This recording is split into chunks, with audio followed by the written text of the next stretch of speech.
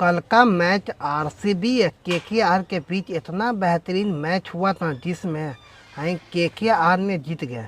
सिर्फ 7 विकेट से जीते हैं। और उसमें बात किया जाए तो आरसीबी की तरफ से विराट कोहली ने ठीक ना दम 83 रन का पारी करा। फिर फेक दुप्लेसी कप्तान है सिर्फ 8 रन मारे।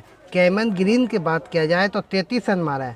मैक्सवेल की बात किया जाए तो सिर्फ 28 रन मारे। और रजत पाटीदार मालूम है सिर्फ 3 रन। अर्जुन रावत भी 3 रन। बाकी हाँ फिनिशर के काम कर रहे अभी तक ला दिनेश कार्तिक है। और उसके बाद 182 रन मारने के बाद 6 विकेट से आरसीबी हर्ष राणा लिए 2 विकेट।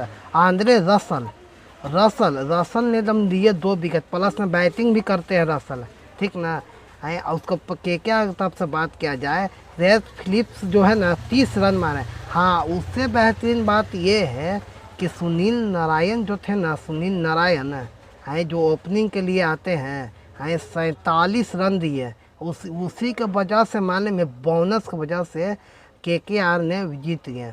और फिर बेन केसेस अय्यर के बात किया जाए तो वो 50 रन मारे। और श्रेयस अय्यर का उतना दिन से फॉर्म नहीं था, बाकी अब फॉर्म आ चुका है। 39 रन नौतत गए हैं। उसके बाद रिंकू सिंह आके 5 रन मार के मैच फिनिश कर दिए। इसमें से 186 रन 3 विकेट पर, ठीक ना 16 ओवर पॉइंट 5 बॉल में जीत गए हैं केकेआर। इसी कारण कहते हैं केकेआर जो है ना बहुत बढ़िया टीम है। आरसीबी में सिर्फ एक ही व्यक्ति चले थे जिनका नाम है विराट कोहली, ठीक ना। बाकी नाम तो बहुत बड़े बड़े हैं, बाकी सब हो जाते हैं फीके।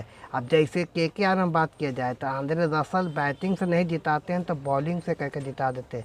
इसी कारण कहते हैं आरसीबी इतना मजबूत टीम हो के भी वो नहीं जीत पाते हैं। केकेआर में बताइए तुरंत जीत गए।